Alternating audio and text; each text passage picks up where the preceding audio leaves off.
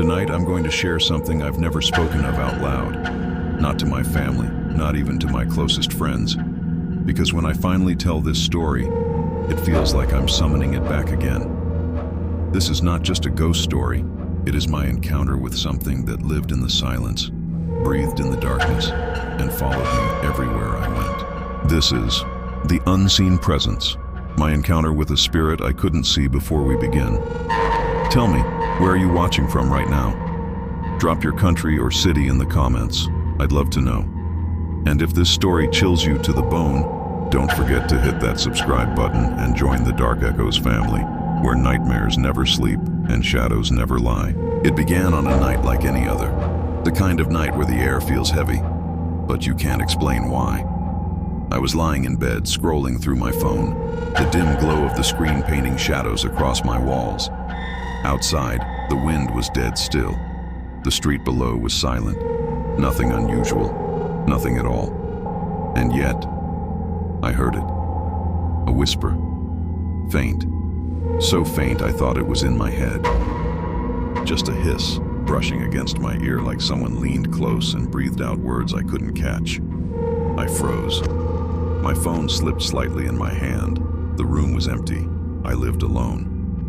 The whisper came again, softer, almost playful, as if the walls themselves had tried to exhale a secret. My heart thudded. I sat up, staring into the darkness. "Hello?" I muttered, immediately regretting it. The silence that followed was worse than the sound. I convinced myself it was nothing. A trick of the mind. Sleep deprivation. The TV from a neighbor's apartment. Anything. But in the back of my head, something told me it wasn't. That was the first night the whispers began. The second night was worse. I had just turned off the lights when I heard them. Footsteps, slow, steady, deliberate, coming from the hallway outside my bedroom. At first I thought it must be a neighbor in the corridor, but these footsteps didn't echo like they should. They were heavy, muffled, almost too close, as if someone was pacing right outside my bedroom door. I held my breath, staring at the faint strip of light under the door. The steps stopped, right in front of my room. I waited, paralyzed, ears straining for a sound, a doorknob turning, a creak, anything, but nothing came. And just when I thought it was over, the footsteps started again. Only this time they weren't in the hallway. They were inside my room. I shot up, flicking on the bedside lamp. Light flooded the room. No one was there. The air was still. The door was locked from the inside. I didn't sleep that night. By the third night, I had convinced myself it was stress. My job, my lack of sleep, my imagination playing tricks, until the mirror moved. It was morning, and I was brushing my teeth, trying to laugh off the paranoia. I looked into the bathroom mirror, foam at my lips, hair messy from another restless night. And then I saw it. My reflection blinked, but I hadn't. I froze, toothbrush hanging from my mouth. My reflection stared back, still unblinking, and then slowly, so very slowly, its lips curled into a smile. A smile I didn't make. The toothbrush slipped from my hand and clattered to the sink. The smile vanished. My reflection was normal again. I stumbled back, my chest tight, eyes watering from panic. I told myself it was a trick of the light, a hallucination, anything, but I knew deep down. I had seen it. Something was inside that mirror, watching me. After that, I couldn't sleep. Every time I closed my eyes, I saw the mirror, that wrong smile, that frozen reflection. When I did manage to drift off, the dreams came. Dreams of darkness, not the usual kind, but endless blackness where I wasn't alone. Something was breathing in that void, walking around me, circling. Sometimes I'd wake up gasping, drenched in sweat, sure that something had just been standing over my bed. I tried sleeping with the lights on. Didn't matter. I still woke up with the feeling that eyes were boring into me. One night, I thought I heard whispering again, only this time it came from right above my head, like someone leaning down from the ceiling, their lips brushing against my ear. I couldn't take it anymore. By the fifth night, I was a wreck. dark circles under my eyes, hands shaking from lack of rest. My own apartment felt like a prison, and that's when it happened. It was around 3 a.m., that cursed hour when the world feels thinner, weaker, vulnerable. I was lying awake in bed, staring at the ceiling when I heard it. Not footsteps, not whispers. Breathing. Slow, ragged, human breathing. It was in the room with me. I sat up, heart hammering, and the sound stopped. The silence was so complete, I thought maybe I had imagined it. But then, the mattress shifted, like someone had sat down right beside me. The air grew colder, brushing my skin with icy fingers. My breath caught in my throat. I didn't dare move, didn't dare breathe, and then the breathing started again. This time, right next to my ear. I screamed and threw myself across the room, fumbling for the light switch. The room flooded with light, empty, but the mattress still held the deep impression of someone sitting there, someone I could not see. That was the night I knew. I wasn't imagining things. Something was here, and it was only just beginning. The night after the breathing, I swore I wouldn't sleep. I sat on the couch, lights on, TV flickering faintly, but I didn't watch it. My ears strained for any sound. At first, the house was silent, too silent. And then it began, the sound of the kitchen chair scraping across the floor. I froze. Slowly, carefully, I leaned forward to peek around the corner. The chair had moved. It was pulled halfway out from the table, as though someone had just sat down. I swallowed hard, whispering to myself, "It's nothing. It's nothing." But then the fridge door opened, on its own. The hum of the motor deepened, light spilling across the tiles. A carton of milk slid forward, tilted, and toppled onto the floor, splashing across the kitchen tiles. I couldn't breathe, because in the reflection of the puddle, I saw it, a shadow, not mine, not the chair's. It stretched unnaturally long across the tiles, and yet, when I whipped my head around, there was nothing. My house wasn't empty anymore. By now, I couldn't keep this to myself. I invited my best friend Daniel over, someone I trusted, someone who would tell me I wasn't losing my mind. He sat on the couch, smirking as I poured out the story. The whispers, the footsteps, the breathing. He chuckled, shaking his head. "Man, you've been working too hard. No sleep. You're freaking yourself out." I hated how calm he was, how easily he dismissed it, until it happened. While we sat there, the TV flickered. Static tore across the screen for a split second. Daniel frowned. Old wiring. Before I could answer, the remote control on the coffee table lifted, floated into the air, and then dropped with a heavy thud. Daniel's face drained of color. His smirk vanished. "What the hell was that?" he whispered. But I didn't answer, because I was staring at the hallway, at the shadow standing there, tall, still, watching. Daniel followed my gaze. His lips parted, but no words came out. And then the shadow was gone. Just like that. Daniel left that night without another word, and after that, he stopped answering my calls. The next morning, I woke with pain burning across my back. I stumbled into the bathroom mirror, pulling off my shirt. 3 long scratches carved across my skin. Deep, red, angry. I hadn't fallen. I hadn't scraped against anything. These were claw marks. I traced them with trembling fingers, my breath ragged. The air in the bathroom grew cold. My breath fogged the mirror. And then, as though drawn by an invisible hand, letters began to appear in the condensation. 4 words. "I know your name." I staggered back, my knees nearly giving way. The scratches on my back throbbed with pain. And for the first time I realized, this thing wasn't just watching me, it wanted me. The haunting escalated. Objects began to disappear. At first, small things, my keys, my phone charger, pens. I blamed myself. Maybe I misplaced them. But then, it got worse. A framed photo of my parents vanished from the wall. I searched everywhere. Under the bed, in drawers, nothing. 2 days later, I found it. Shoved under the couch, the frame shattered, the photo torn down the middle. I didn't do that, and then my wallet disappeared. I tore the apartment apart looking for it. 3 days later, I found it again, inside the freezer. Every card inside snapped clean in half. I couldn't explain it, couldn't rationalize it. And that night, as I sat shaking in my bed, I heard it whisper again. Soft, sinister. Mine. It was just after 2 a.m. when I heard it for the first time. My name, whispered in the dark. So soft, so close, that I felt the air move against my ear. Michael. I bolted upright, my heart slamming in my chest. The room was empty. Michael. This time, from the other side of the bed. I stumbled out, back pressed against the wall, eyes darting everywhere. And then, the whisper changed. It began repeating my name, louder, faster. Michael, Michael, Michael.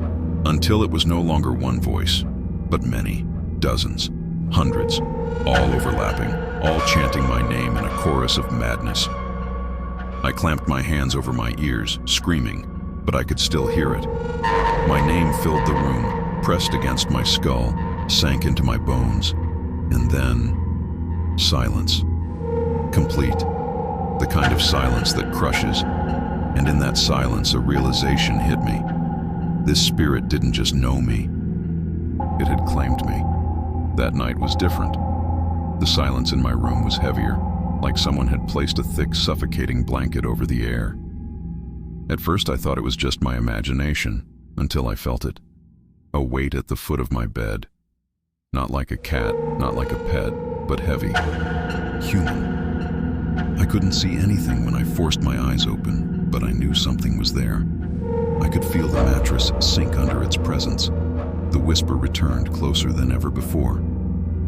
You can't see me, but I see you. I froze. My breathing was shallow, every second stretching into eternity. I wanted to scream, but no sound escaped my throat. And then, it was gone. The weight lifted, the air shifted back, but my body was left drenched in sweat. I tried to call a friend the next morning, desperate to tell someone, anyone, about what was happening. As soon as I pressed the phone to my ear, the line filled with static. Then a voice cut through, faint, distorted, but undeniable. Stop trying to leave me. You can't. I dropped the phone. My heart raced and I checked the screen. The call hadn't even connected. I hadn't dialed anyone yet. That night I powered off my phone before bed. But at 3:17 a.m., it turned on by itself.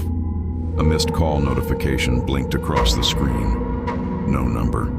Just one word where the caller ID should have been. Presence. Desperation drove me to seek answers. I covered the mirrors in my house, thinking maybe they were gateways for the thing haunting me. But one night, the bathroom door creaked open on its own. Against my will, I walked in. The mirror I had covered with a sheet now dripped with something dark, thick, almost tar-like. As I got closer, the dripping words became clear. Letters formed across the glass. Look behind you. I spun around. Nothing. The bathroom was empty. But when I looked back at the mirror, my reflection was smiling, though I was not. An elderly neighbor, Mrs. Albright, stopped me as I was leaving for work. Her eyes were wide, frightened. Child, she whispered, you need to leave that house. I asked her what she meant, and her hands shook as she clutched mine. I've seen it before. The spirit that doesn't show itself. It latches onto people. It doesn't haunt the place. It haunts you. Her voice dropped lower. And once it chooses you, there's no escape. I tried to stay awake, but exhaustion eventually won. Sometime past midnight, I woke in darkness, heart pounding. At first, I thought it was silence, but then I heard it. Slow, steady breathing. Not mine.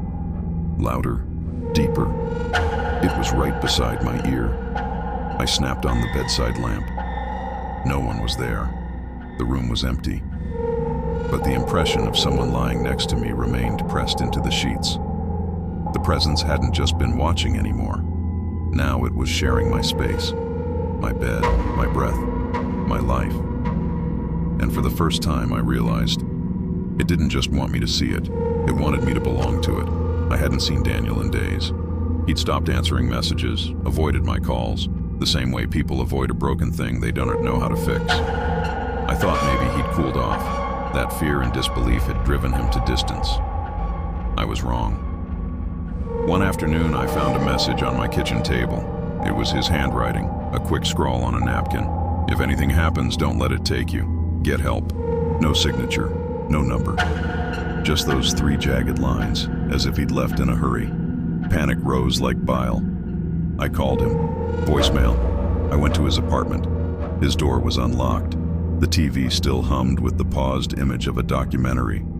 His shoes were by the door, but he was gone. No sign of a struggle, no explanation. The only thing out of place was a single playing card balanced on his dining table, the King of Spades. Ink flaked on the edge, as if it had been handled by shaking hands. That night, the apartment answered my questions with silence and small, cruel hints. There was a new whisper that called my name in Daniel's tone. Daniel's laugh, warped and wrong, echoed down the hallway and faded into a breath that sounded nothing like him. When I stood in front of his bathroom mirror, my reflection was normal, but the glass had a message smeared into the fog. Taken. The letters were backward, spelled out as if pressed by fingers on the other side. I filed a missing person report, but the officers were polite and puzzled. People disappear all the time, they told me. Some leave, some get lost. They asked if he had enemies. I lied. I said no, because I had the terrible private knowledge that only someone who belonged to the presence could leave a warning. Get help. Only later did I understand that Daniel hadn't left. He had been taken somewhere between the seen and the unseen. The presence didn't just want me, it wanted people around me to hurt, to thin the world between frightened lives and nothingness until its hunger had a clearer path. Leaving the apartment felt like betrayal. Packing a bag felt like conceding defeat. But I couldn't stay. Not after Daniel. Not after the scratches down my back and the way my name had been chanted until it splintered into noise. I moved to my sister's place 2 towns over. I slept badly on her couch for 3 nights, under the warm weight of another person's breath and another person's ordinary furniture, convinced that distance would be enough. For a little while it was. The absence of midnight whispers felt like a miracle. But the presence is not a thing bound by geography. It had learned the roots between me and the people who still remembered me. It learned the sound of my keys. It learned the shape of my voice over the phone. One evening, as we sat on her balcony watching traffic dribble by like a string of falling stars, I felt it, like a pressure behind my ribs, a gap forming where calm should be. That night, my sister woke to find my bag open and my toothbrush missing. She found, tucked into my coat pocket, an old photo of our father, bent and scratched as if someone had tried to tear him out. On the back of the photo, tiny letters had been etched, probably while I slept. Not yours. I called my sister into the kitchen and showed her. She swore she heard footsteps in the hall at the same time I felt them in my chest. She walked me to the door and said, "You're staying here. You're not going back there." But her voice wavered as if hearing something I could not. That night, while she slept, I woke to the familiar sound of breathing right next to me. Not close to her, close to me. It whispered a lullaby in a voice that wasn't mine and wasn't hers. I sat up, sweating, and the silhouette of something hovered inches from the foot of the bed. It didn't show itself. It didn't need to. It had followed me across streets, across the small safe things people call home. It had learned to hitch rides on the edges of my life. You don't move a presence like a cat. You carry it like a shadow. And the more you try to outrun it, the closer it presses. If there was one place left to go that felt like salvation, it was to someone who trafficked in the language of spirits for a living. I found her in a cluttered shop between a bakery and a pawn store. Mara, a woman whose hair was silver, but whose eyes were sharper than knives. Her windows were dark and curtained, and jars of herbs and scraps of bone cluttered the shelves. Mara listened without surprise. I told her everything. The whispers, the mirror, Daniel, the scratches. She nodded like someone who has watched this story too many times. When I finished, she folded her hands and said, "A spirit that hides is more dangerous than one that shows its teeth. It knows the limits of sight and walks between them." She offered two kinds of help. The first was simple, a cleansing. Burn sage, seal the windows with salt, pray until the air learns to taste right again. The second was riskier, a binding. To bind something from the other side, you must offer a thread, a memory, a portion of yourself to bargain with the thing that takes. If you succeed, it leaves. If you fail, it takes more. I asked what the thread might be. Mara studied me and said quietly, "A name you love, a night you want to forget. It will ask for something you are not ready to give." The idea of bargaining was terrifying. To trade a piece of myself to regain the rest felt obscene, but Daniel's absence had hollowed me out enough to consider anything. I agreed to the binding. We prepared the apartment in a way that felt like tomb building. Candles circled the bed. Iron nails were placed in the corners of the room. Mara drew sigils with salt and whispered words in a language that felt like it scraped the inside of my ears. She told me to sit on the mattress, to hold a locket that my mother had given me when I was a child. A locket with a picture inside that I had never let myself misplace. "This will be your thread," she said. At first, nothing. The night breathed like a held thing. Then the air changed, the temperature dropping until my breath steamed between my knees. A pressure pressed against the room as if something the size of a storm had stopped by to watch us. Mara sang low, and the candles guttered. The sound of footsteps, not in the hallway now, but on the ceiling, on the bed frame, like a slow, deliberate pacing, echoed through the apartment. The locket vibrated in my hand as if something on the other side was curling its fingers around the chain.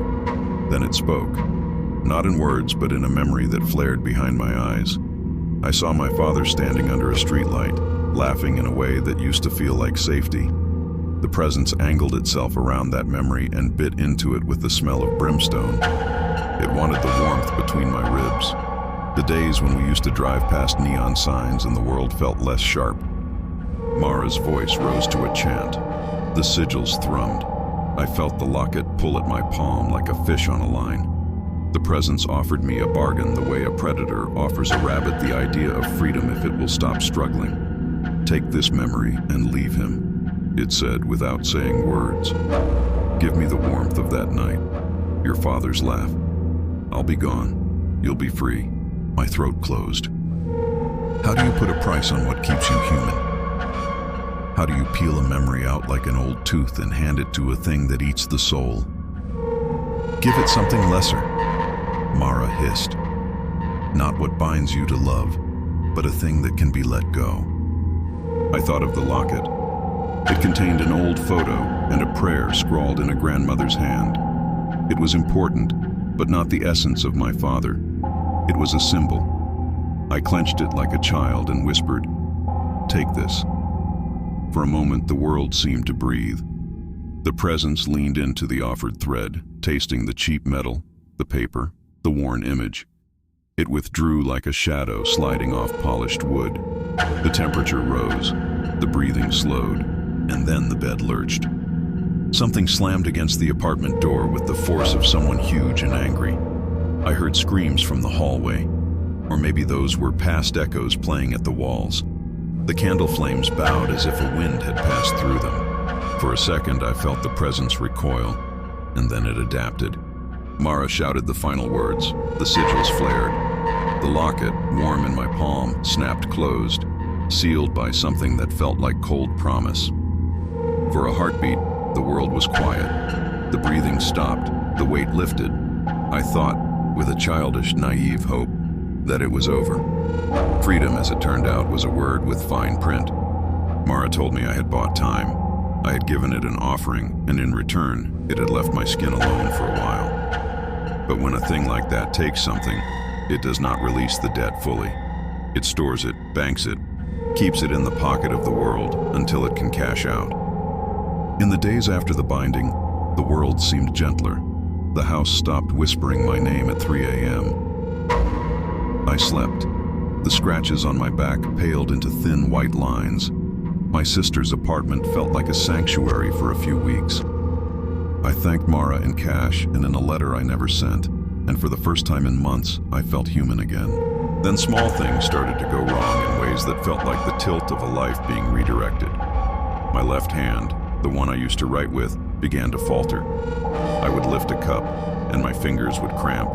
A pen would slip, and the ink run. The world felt oddly harder to hold. Once, in the middle of a conversation, a memory I relied on, the name of my childhood street, evaporated for a breath. I stumbled as if my own narrative had been edited. Mara's eyes were grave when I told her. "You traded a thread," she said. "It gave you breathing room, but it took a stitch from the fabric you are made of." She touched my hand. Memory is a currency for spirits. In time, the trade became a list. Little memory losses stacked, the way my mother used to hum when she cooked, the exact cadence of my father's laugh, the smell of the bakery on the corner where I had my first job. Things that had been comfortable anchors thinned until I felt like a person whose pockets had been picked. Not of objects, but of the small things that made a life recognizable. The presence had taken its due, and even when Mara tried to bargain more, promising to stitch here and mend there, the ledger was clear. It had been more hungry than I knew, and it was not done. And the worst part, every time a memory disappeared, the present seemed to become more confident, as if fed by the forgettings. It began to show up again, less violently, quieter this time, but closer. A footstep under the floorboards at 3 in the morning, a whisper curling around the edge of a laugh. It was learning the new gaps in me and settling into them. I had my life back in form, but not in substance. I could work, I could go outside, I could speak to friends. But the interior of me was hollowing, and that hollowness mattered to the thing that wanted everything. They teach you horror as a tidy arc. The build, the confrontation, the victory, then the credits roll. Real fear does not abide by tidy arcs. Real fear is messy, argumentative, and sly.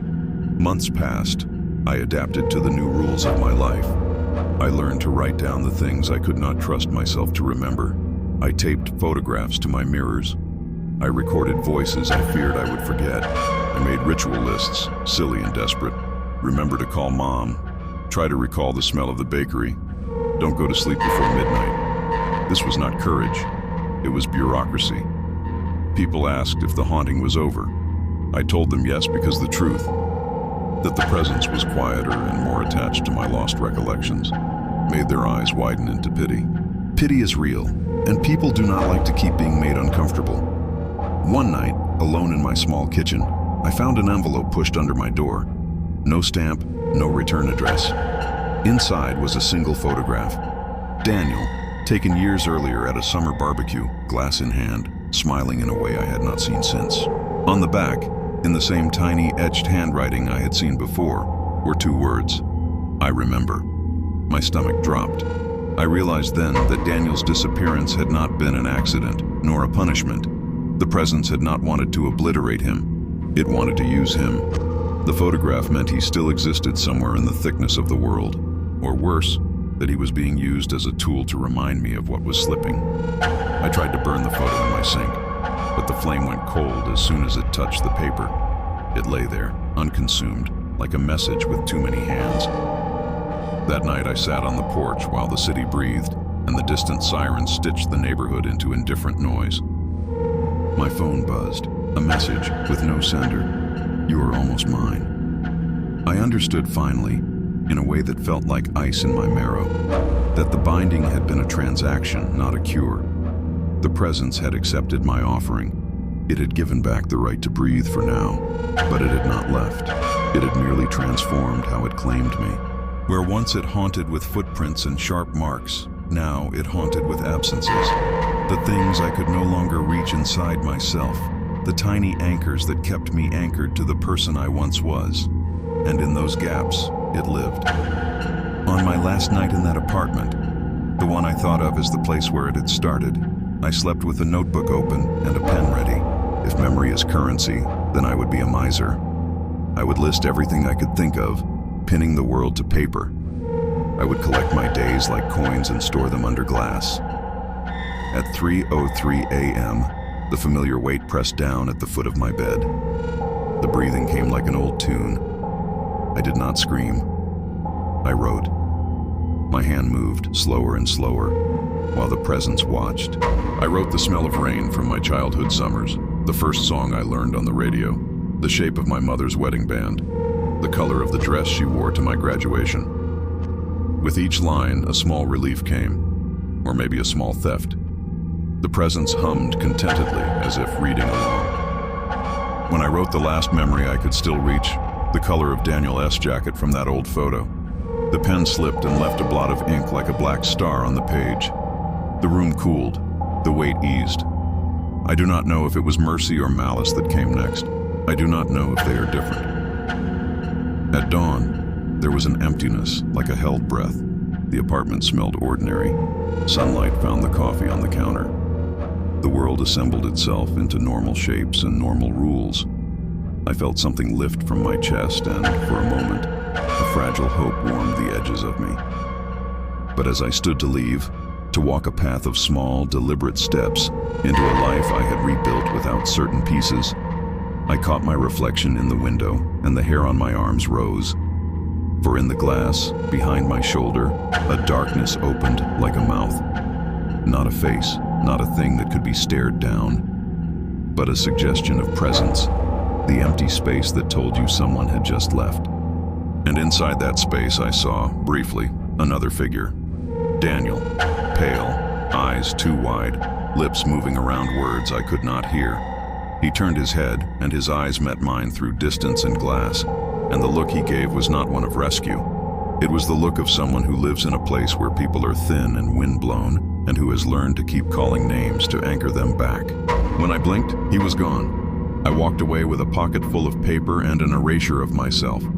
I learned to live with gaps.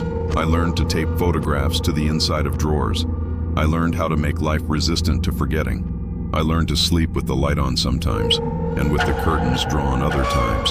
I learned to say my children's names aloud into the dark so they would not be swallowed when night came. And most of all, I learned one final, stitch-binding truth. The unseen presence didn't disappear the day the candles went out. It simply learned the most dangerous kind of haunting. The one that waits patiently inside the spaces people leave behind. The absent, the lost, the forgotten. It is still with me. It sits just beyond every mirror I still keep. It breathes into the quiet corners of my life. Sometimes late at night, I can feel it settling like a hand on the back of my neck. If you're listening now and you feel a draft where there should be none, if you wake up from a whisper that says your name, remember this. Some things do not want to be seen. They want to be remembered. They want you to remember them by losing yourself. So tell me, where are you watching from? Drop it in the comments below. If this story chilled your bones, subscribe to Dark Echoes. The shadows are patient. The shadows are hungry. And they are never truly gone.